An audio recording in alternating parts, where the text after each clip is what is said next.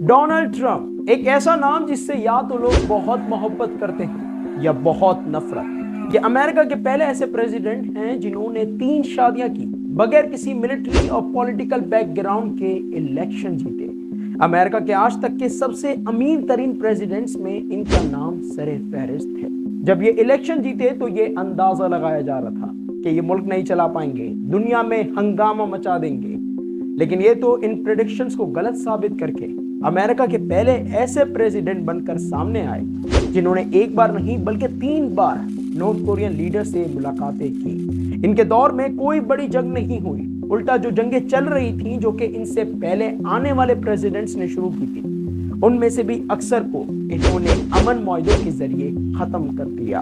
अब आज के वक्त में बावजूद इसके कि ये अकेले ऐसे प्रेसिडेंट हैं जिनके ऊपर क्रिमिनल चार्जेस से लेकर फ्रॉड चार्जेस तक लगाए गए, केसेस चल रहे हैं, इन्हें इनके ख्यालात, बातों की वजह से अक्सर इस्लामोफोबिक, मिसाजिनिस्ट, एरोगेंट और पता नहीं क्या क्या कहा जाता है। आज के वक्त में अमेरिका की अक्सरियती आबादी इनके सपोर्ट में खड़ी है। और वो डोनाल्ड ट्रंप जो अपनी जवानी में बिजनेस की दुनिया में अपने काम और अपनी बातों की वजह से राज किया करता था, आज वही डोनाल्ड ट्रंप पॉलिटिक्स की दुनिया में लोगों के दिलों पर राज कर रहा है। तो चलें आज की इस वीडियो में इनकी जिंदगी के बारे में जानते हैं, इनकी कामयाबी, इनके फेलियर्स, इनके अफेयर्स, स्कैंडल्स और इन पर चलने वाले केसेस। तो वीडियो काफी ज्यादा इंटरेस्टिंग और इंफॉर्मेटिव होने वाली है हमेशा की तरह।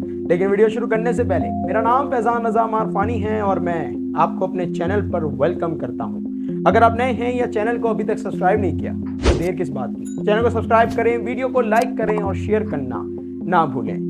तो चलें इसी के साथ ही आज की इस वीडियो को शुरू करते हैं और जानते हैं चीजों को शुरुआत से। तो देखें, डोनाल्ड ट्रंप जून 1946 में न्यूयॉर्क के Namvar real estate developer Frederick Trump के यहाँ पैदा हुए और सिर्फ 13 साल की उम्र में इनके वालिदैन ने इनको सीधा करने के लिए न्यूयॉर्क मिलिट्री एकेडमी भेज दिया, जहां से रिकॉर्ड्स के मुताबिक 1964 में ये अपनी हाई स्कूल की तालीम मुकम्मल करके एक माहिर खिलाड़ी और स्टूडेंट लीडर बन के निकले।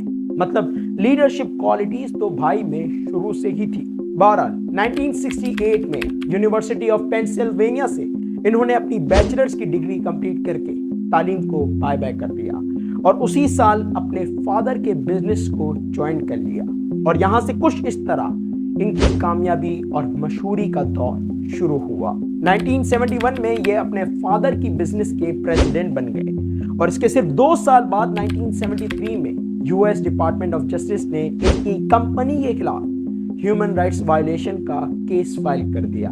असल में मालूम यह हुआ था कि इनकी कंपनी कलर की बुनियाद पर डिस्क्रिमिनेट कर रही थी। अपने प्रोजेक्ट्स में गोरों को तो किराए पर घर दे रही थी, लेकिन कालों को बगैर किसी वजह के रिजेक्ट कर रही थी। अब इस केस से इनकी थोड़ी बदनामी तो हुई, लेकिन जितनी तेजी से इन्होंने अपने फादर के बिजनेस को फैलाया ना, golf courses, resorts, hotels, casinos, हर तरह के प्रोजेक्ट्स, और सिर्फ न्यूयॉर्क सिटी में नहीं बल्कि दूसरे शहरों में भी डेवलपमेंट प्रोजेक्ट शुरू कर दिए कि इनकी वाहवाही और कामयाबी के सामने इनकी ये बदनामी भुला दी गई। और फिर 1977 में इन्होंने सीजैक मॉडल इवाना से अपनी पहली शादी की और इत्तेफाकन इवाना का इनकी जिंदगी में आना था कि इनके करियर को 4 चांद लग गए। 1980 में इन्होंने ग्रांड हायत न्यूयॉर्क होटल की ओपनिंग की, जो कि कभी कोमोडोर होटल कहा जाता था, घाटे में चल रहा था, लेकिन इन्होंने 1976 में इस होटल को खरीदकर इसे अंदर से ऐसा रेनोवेट किया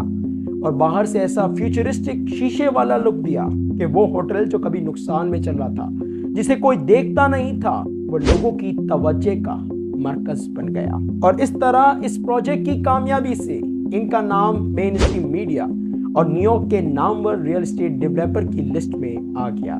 लेकिन ये तो बस शुरुआत थी, क्योंकि इनका मकसद सिर्फ लिस्ट में नहीं आना था बल्कि लिस्ट के टॉप पर आना था। 1983 में इन्होंने अपनी कामयाबी और अपनी ताकत को दिखाने के लिए एक खूबसूरत तरीन स्काई रैपर बनाया और उसे अपना नाम दिया ट्रंप टावर, जो कि अपने डिजाइन और ऊंचाई से इनकी कामयाबी और ख्वाबों की झलक देता था। और इस प्रोजेक्ट के लॉन्च से ये रियल एस्टेट टाइकून के साथ साथ सेलिब्रिटी भी बन गए। ये वो वक्त था कि जिसमें ये किसी भी चीज में हाथ डालते, कोई भी काम शुरू करते ना, तो उसे कामयाबी के पड़ लग जाते। 1985 میں انہوں نے فلوریڈا کے پام بیچ پر واقع بہت ہی خوبصورت اور قدیم ریزورٹ مارا لاگو ریزورٹ خریدا اور اسے رینوویٹ کر کے ایک پرائیویٹ ریزورٹ میں بدل دیا۔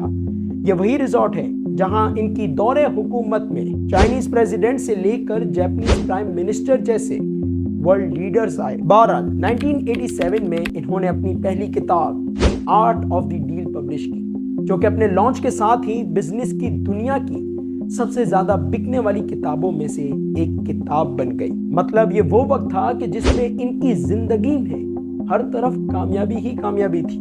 یہ بہت تیز سے اڑ رہے تھے۔ 1989 میں تو انہوں نے ایویشن کی دنیا میں بھی قدم رکھ دیا، اپنی خود کی air line Trump shuttle launch کر کے۔ بہرحال اب بظاہر تو سب کچھ اچھا چل رہا تھا، ان کا بزنس، ان کے تعلقات، امریکن اکنامی، لیکن پھر انہیں کسی نے برباد کرنے کے لیے ان کے اوپر جادو کر دیا۔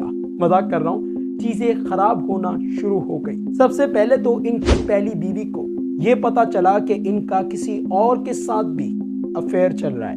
رپورٹس کے مطابق 1989 میں ڈونلڈ ٹرمپ کی فیملی اسپین میں ویکیشنز بنا رہی تھی کہ وہاں ان کی پہلی بیوی اور ان کی گرل فرینڈ مارلا میپلس کا آمنا سامنا ہو گیا، جس کے بعد 1990 میں ایوانا ٹرمپ نے ڈونلڈ ٹرمپ سے ڈائیورس لے لی اور اتفاقاً ان کا الگ ہونا تھا کہ کامیابی بھی ڈونلڈ ٹرمپ سے الگ ہو گئی۔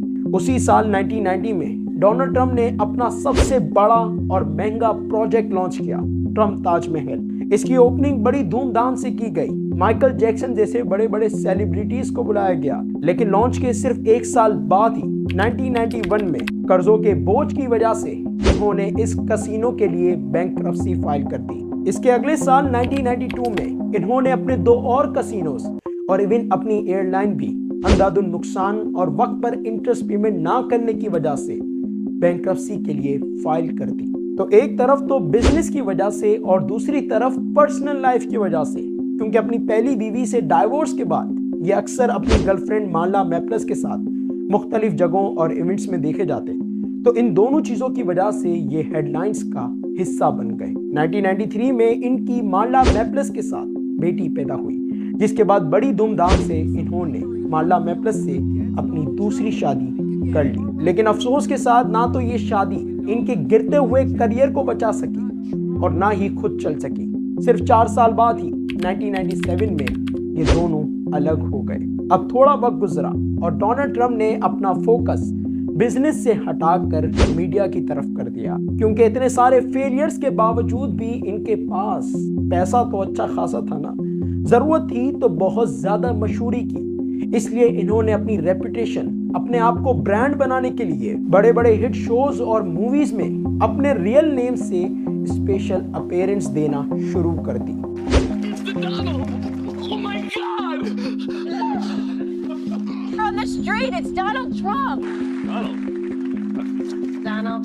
مشہور زمانہ ہوم الون مووی سے لے کر WWE کی فائٹ تک ہر جگہ یہ پہنچ گئے۔ 2004 میں تو انہوں نے اپنا خود کا بزنس ریئلٹی شو دی اپرینٹس لانچ کیا۔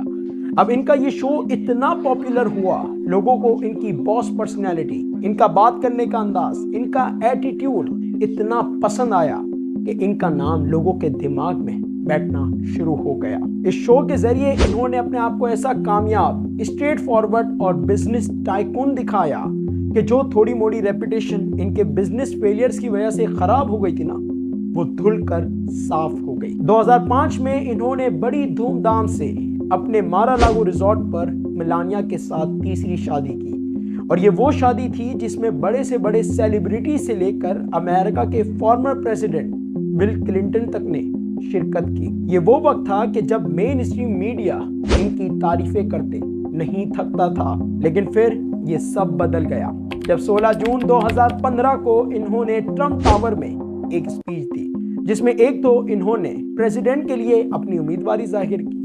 I am officially running for president of the United States. لیکن اس کے ساتھ ساتھ بہت سی ایسی کنٹروورشل باتیں بھی کر دیں جن میں کچھ حد تک سچائی تو تھی، لیکن رات ہی رات میں بہت سے لوگوں کی نظروں میں یہ برے بن گئے۔ جیسے کہ انہوں نے اپنی اسپیچ میں کہا کہ چائنا کے لیڈر بہت عقل مند ہیں، وہ اپنے انٹرسٹ کو پروٹیکٹ کرتے ہیں، ہمارے لیڈرز بے وقوف ہیں، انہیں پتہ ہی نہیں کرنا کیا ہے، یہ تو کرپتلی ہیں. How stupid are our leaders? They will never make America great again. They don't even have a chance. Our president doesn't have a clue. He's a bad negotiator. We have people that are stupid. We have people that aren't smart. And we have people that are controlled by special interests. But their leaders are much smarter than our leaders.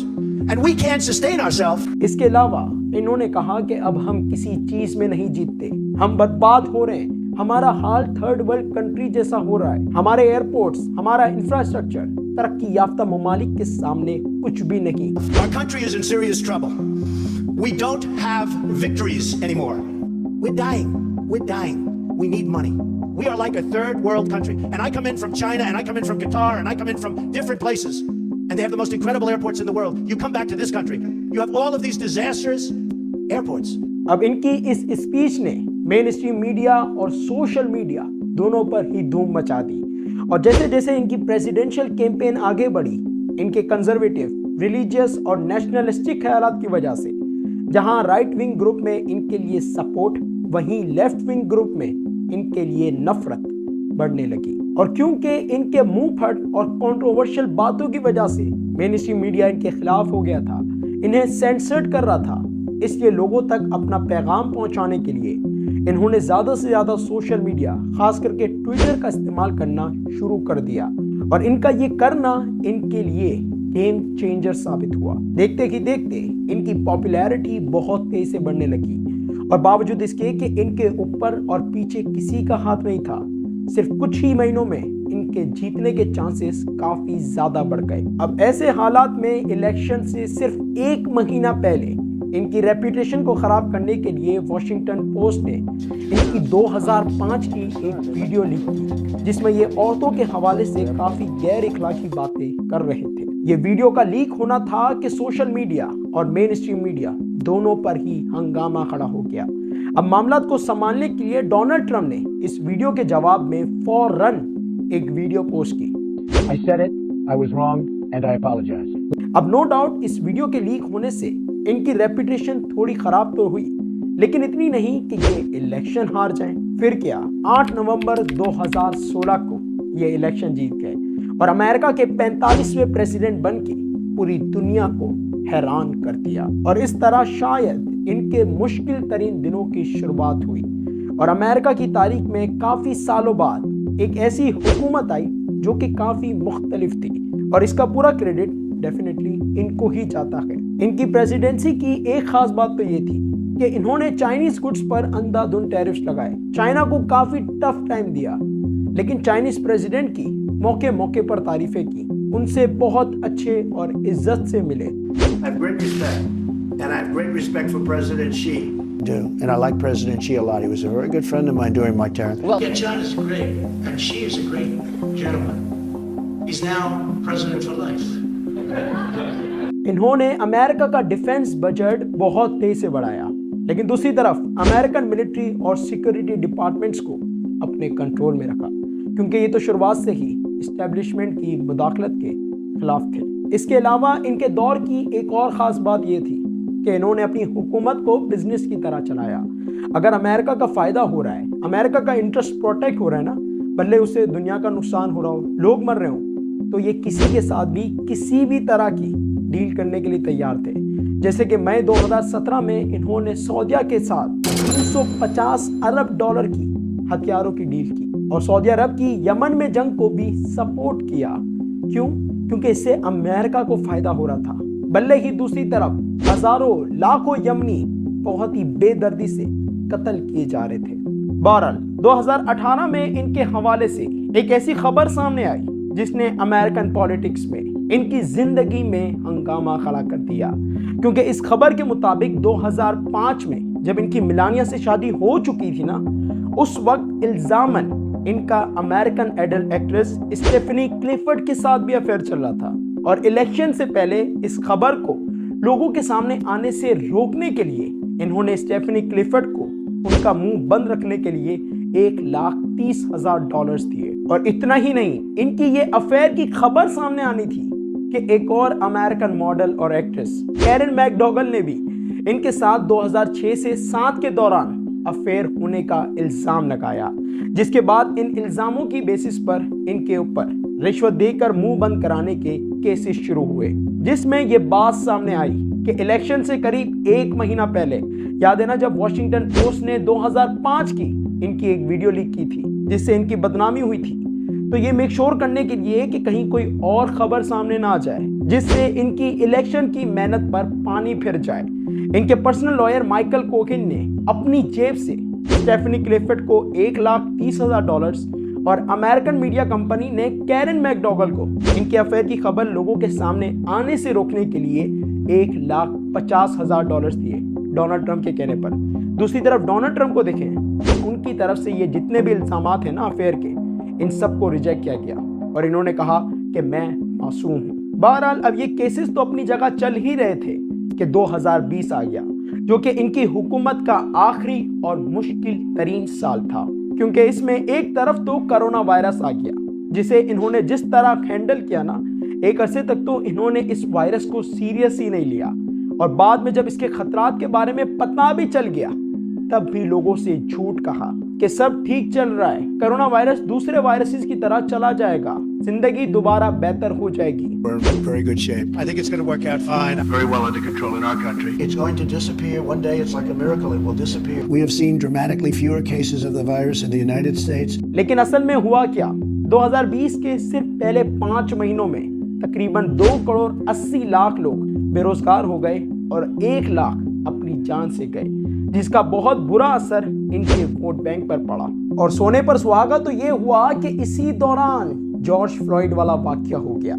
याद है ना वो video जिसमें एक काले आदमी को एक गोरे पुलिस ऑफिसर ने इतनी बेदर्दी से जमीन पर दबाया कि वो सांस नहीं आ रही कहते कहते अपनी जिंदगी की बाजी हार गया, जिसके बाद सिर्फ अमेरिका में नहीं बल्कि पूरी दुनिया में ब्लैक लाइव्स मैटर की मूवमेंट शुरू हो गई। डोनाल्ड ट्रंप के खिलाफ रेसिज्म के नारे और इल्जामात लगना शुरू हो गए, मेन स्ट्रीम मीडिया इनकी धज्जियां उड़ाने लग गया और इलेक्शन से पहले एक ऐसा माहौल पैदा हो गया कि हर चीज इनके खिलाफ नजर आने लगी, जिसका रिजल्ट यही हुआ कि 3 नवंबर 2020 को अमेरिका में होने वाले प्रेसिडेंशियल इलेक्शंस में ये जो बाइडेन के खिलाफ हार गए, जो कि इनके मुताबिक जानबूझकर धांधली से हरा दिए गए।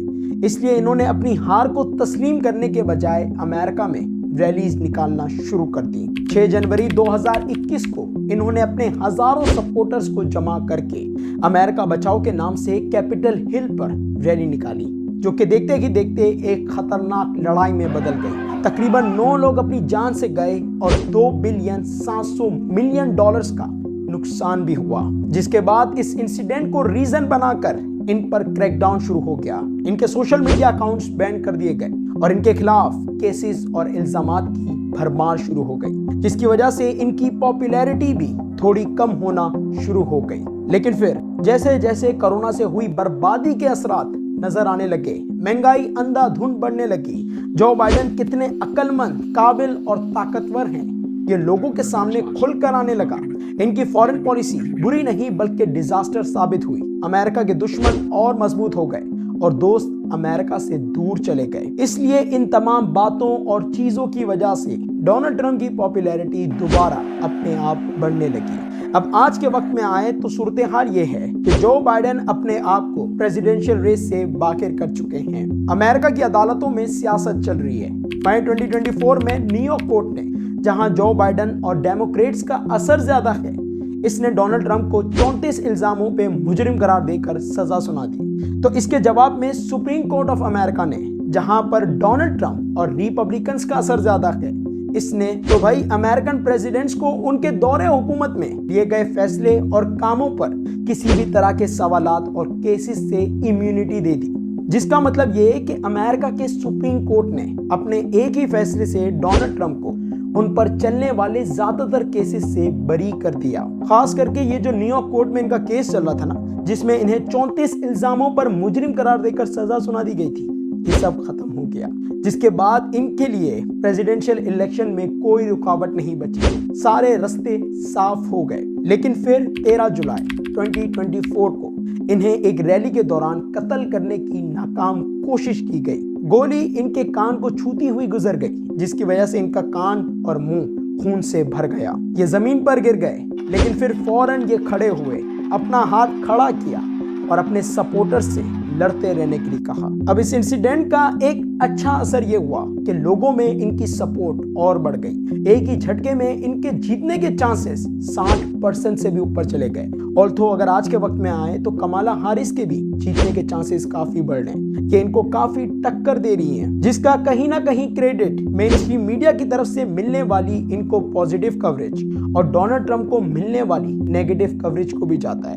آفٹر آل لوگوں کو وہی سچ لگتا ہے، صحیح لگتا ہے جو مین اسٹریم میڈیا پر انہیں دکھایا جاتا ہے۔ بہرحال اب ڈونلڈ ٹرمپ امریکہ میں ہونے والے الیکشنز میں جیت کر دوبارہ امریکہ کے پریزیڈنٹ بننے میں کامیاب ہوں گے یا نہیں، یہ تو آنے والا وقت ہی بتائے گا۔ ابھی کے لیے آج کی اس ویڈیو کو اینڈ کرتا ہوں۔ ان دا اینڈ آپ سے پوچھتا ہوں، آپ کو کیا لگتا ہے ان تمام چیزوں کے حوالے سے؟ اپنی رائے کمنٹ سیکشن میں ضرور دیں۔ اللہ حافظ۔